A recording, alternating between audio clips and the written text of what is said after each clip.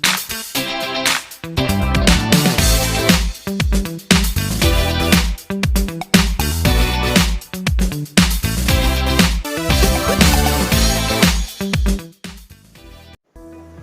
Mas Bro, ketemu lagi bersama saya Ari di channel Disibling. Nah, kali ini gua lagi berada di Bintang Fantasi Pamanukan bersama motor gua nih, motor dinas gua, Satria FU tahun 2015. Nah, gua akan sedikit cerita-cerita ya pengalaman gua selama 5 tahun pakai motor ini. Ini motor udah bareng sama gua dari tahun 2015 sampai 2020. Nah, sepanjang jalan ini, sepanjang jalan kenangan gitu ya. Kenangan gua sama Satria FU yang selama ini udah nggak dipakai sama gua. Ini sekarang banyak disimpan di gudang, Bro. Nah, ini terus terang aja nih, ini motor emang cakep banget. Dari desain body, maco ya, keren gitu. Cocok buat ABG yang doyan ngebut, doyan modifikasi. Ini cocok banget, gampang Mas Bro. Kalau mau dimodifikasi ini paling gampang. Mau modifikasi gaya JDM kayak gitu bisa. Mau modifikasi gaya road race bisa. Untuk balap pun ini masih sangat diminati oleh rider balap sih. Ke-1, kalau untuk balap sih motor ini gampang ya, gampang untuk dimodif.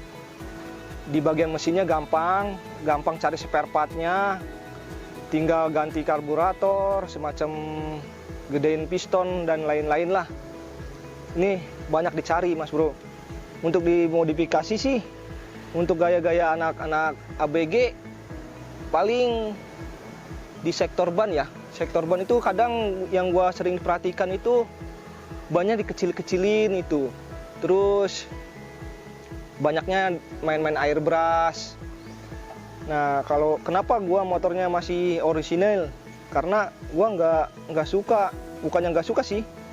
Gua masih mempertahankan keorisinalan motor ini karena sayang sih untuk dimodifikasi.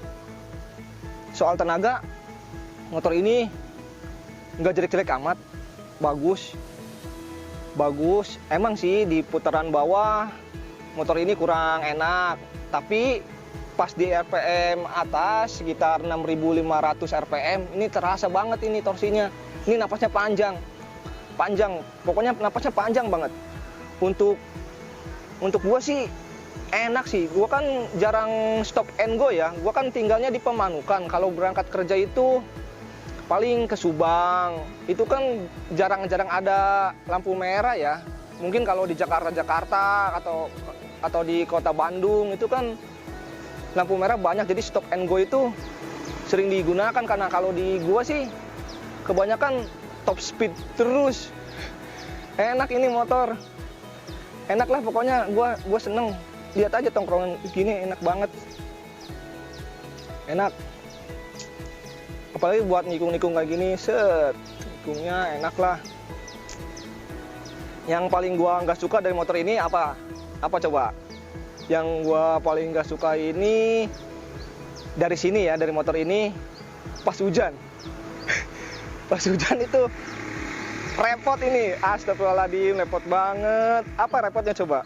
Repotnya suka mogok. Mogoknya bukan motor gua nggak kuat ya, bukan. Karena apa? Di businya itu sering kemasukan air. Apalagi kalau misalkan jalannya agak-agak banjir, terus ada motor dari depan atau mobil dari depan, airnya nyiprat ke motor saya dari samping, udah hilang tenaga tuh, mogok. Tapi sih gue nggak khawatir, gue bawa kunci cadangan, gue bawa kunci busi, terus bawa kanebo juga. Paling itu sih yang gue nggak suka, itu doang. Makanya ini motor ini kalau hujan kayak kucing, takut air. Untuk mengatasi busi busi kemasukan air sih gampang sih bro sebenarnya. Nah ini kan di blok nih, di blok mesin itu ada, nah bukannya di blok tuh, di blok mesin itu di dekat bawah leher knalpot itu ada lubang kecil bro, ada lubang kecil nih, bisa di-shoot nggak? Ada lubang kecil di antara leher knalpot, di bawahnya tuh ada lubang kecil. Nah itu sebenarnya ada pembuangan air untuk, udah disediakan pembuangan air sama pabrikan. Bila mana ada air hujan atau air bekas cucian motor masuk ke situ, itu sebenarnya bisa keluar dari lubang itu. Nah penyebab mogoknya busi itu karena lubang yang di dekat leher knalpot itu tersumbat bro oleh kotoran atau debu-debu di jalan. Nah kalian yang punya Satria FU harus rajin tuh bersihin pakai kawat tuh, kawat kecil, dibersihin tuh lubangnya tuh di bawah leher knalpot. Nah itu udah nggak ada masalah sih, kalau itunya tidak tersumbat nggak ada masalah, no problem. Soal hujan no way, nggak ada masalah pokoknya. Nah selain itu kalau kalian nggak pengen ribet atau pengen ribet sedikit gitu mengatasinya lebih aman lagi, boleh sih. Nah pas di cangklong busi tuh, cangklong busi kalian beli ini lem silikon buat akuarium. Nah kan ada lubang-lubangnya tuh di pas busi, pas cangklongnya tuh lubang-lubang. Nah lubang-lubang ini kalian tutup pakai lem silikon itu, tutup semuanya. Nah itu lebih aman lagi. Walaupun hujan deras, walaupun air dari samping dari depan nyerang ke motor ini nggak mogok. Gua yakin, gua udah coba, alhamdulillah masalah air teratasi. Nah soal mesin sih paling kekurangannya itu, kalau soal ngerecek itu sih penyakitnya biasanya bisa dari keteng. Kalau ngerecek bisa dari keteng, terus bisa di klep juga. Itu sih gampang sih ngatasinya. Biasanya sih kalau dari keteng, ngerentek keteng itu dari setelan ketengnya aja diganti, bahkan diakalin lah. Banyak mekanik yang udah tahu untuk masalah ini.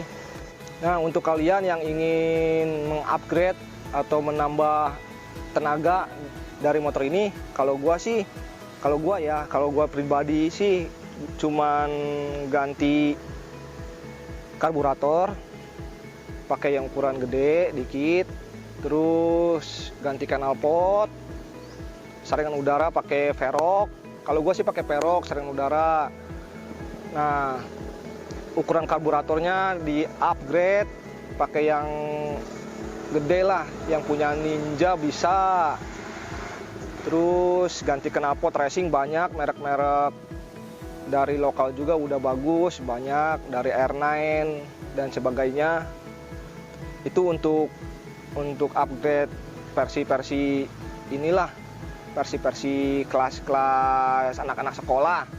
Tapi kalau pengen lebih garang lagi, banyak sih, dari karburator, dari filter udara, dari knalpot, dari piston juga, dari blok juga, itu harus diupgrade semuanya. Banyak mekanik-mekanik yang sudah paham dengan karakter mesin ini, banyak yang udah bisa juga mengkorek atau mengupgrade ke tenaga yang lebih besar. Banyak yang udah paham juga dan udah profesional juga, banyaklah mekanik.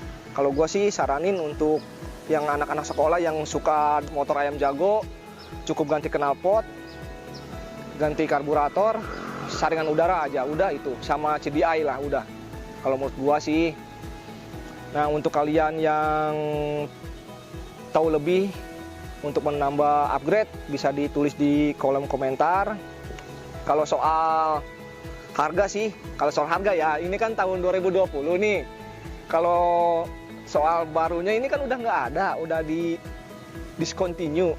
Kalau soal harga sih, motor ini kisaran di atas 11 ke bawah lah.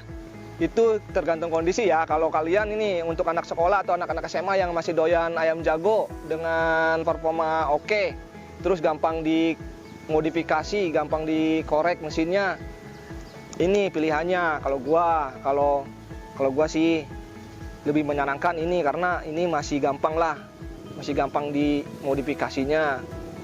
Terus udah banyak mekanik udah bisa semua. Soal harga ya tadi gua ceritain itu dia di kisaran 11 ke bawah aja. Itu tergantung kondisi Mas Bro. Nah, untuk Mas Bro nih, apa gua masih layak pakai motor ini Mas Bro? Apa ini harus dipensiunkan? Atau gimana menurut kalian? Nah, untuk kalian yang suka dengan obrolan gua hari ini, komen. Jangan lupa like, subscribe, dan share ke media-media sosial teman-teman kalian. Bantu channel gua sampai sukses. Dengan sukses, gua harus perlu dukungan dari kalian-kalian. Komen-komen kalian gua akan dengarkan, keluhan-keluhan kalian, kritik-kritik kalian gua akan dengarkan semuanya demi majunya channel gua ini. Nah, untuk itu berhubung waktu udah sore, gua mohon pamit. Assalamualaikum warahmatullahi wabarakatuh. Bye-bye. Sedikit gua akan ceritakan spesifikasi motor ini. 150 cc, sistem